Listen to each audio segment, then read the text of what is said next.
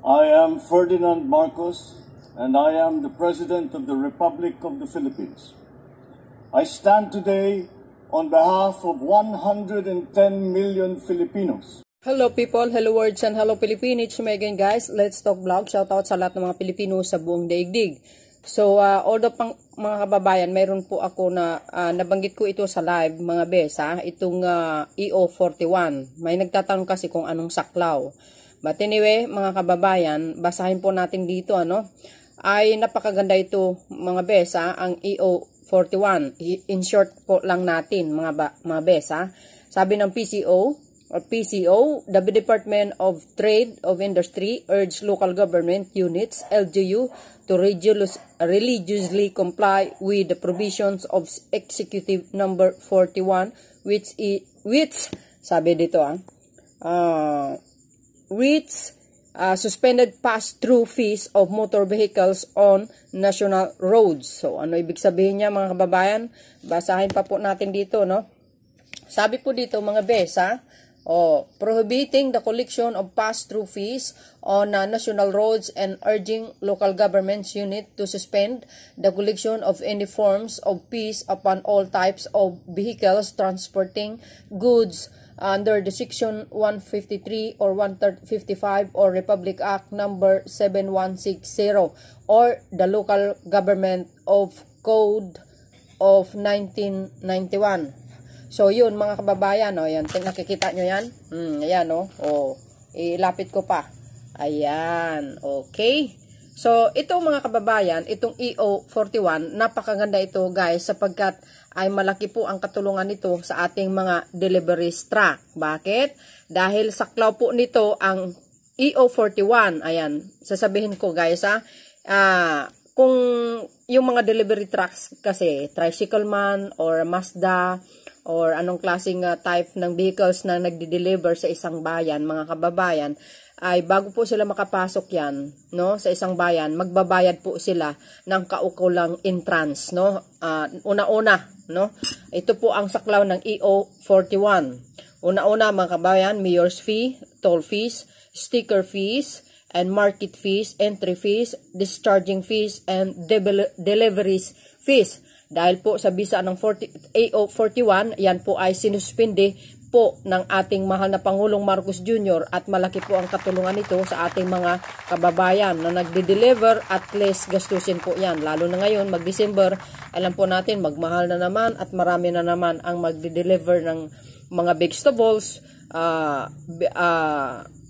bigas, ayan po mga kababayan. So narinig nyo, dahil dito po mga kababayan, no, isa sa pinakamagandang panukala, no, ng ating mahal na Pangulo, itong yung EO41 ito, malaking katulungan ito sa ating mga kababayan, not only one region but this is whole entire Philippines, mga kababayan, Luzon, Visayas at Mindanao. And then maganda talaga ito sapagkat, mga kababayan, malaki ang katulungan, no?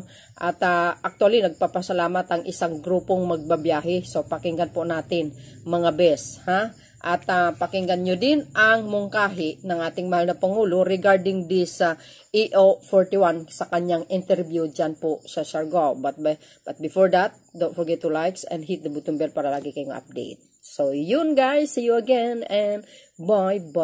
Ito po guys, pakinggan po natin. Thank you.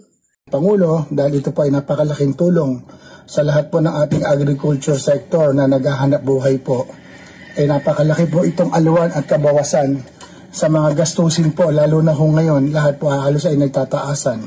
Pangunahin nga po yung ating agricultural products, lalo na po sa bigas at sa iba pa po mga produkto po.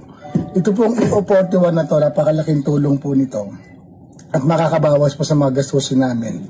Kailangan po namin ito mai-transfer din po sa presyo din po na halimbawa po ng bigas, kung magkano rin po yung madi-discount natin. Parang nasa ganun po, maalwanan din po yung ating mga consumers para din po dito at makinabang din po ang lahat. So, TV5. Good afternoon, Mr. President. Hi, good afternoon. Yes, Mr. President, in regards pa sa agri, meron tayo nung suspension nyo po nung pass-through fee sa mga LGUs. Pass-through fee. Yes. Yes, yung mga sa vehicles na kukuhanan sila ng Yes. bayan. Sir, paano ito makatutulong doon sa pagpapababa rin ng presyo bukod sa stoppage of smuggling dito sa Pinas? No, the reason sinuspindi natin yung pass-through fees is because unang-una, iba-iba. Iba-iba ang bawat bayan na dadaanan mo, maglalagay ng roadblock, tapos mag-inspeksyon, ibang bayad for bawat ano. Habang nag-aantay ka, ini-inspeksyon niya, I'm sure nakikita ninyo ito, may nakapila ng mga truck na kahit overnight nandun pa rin.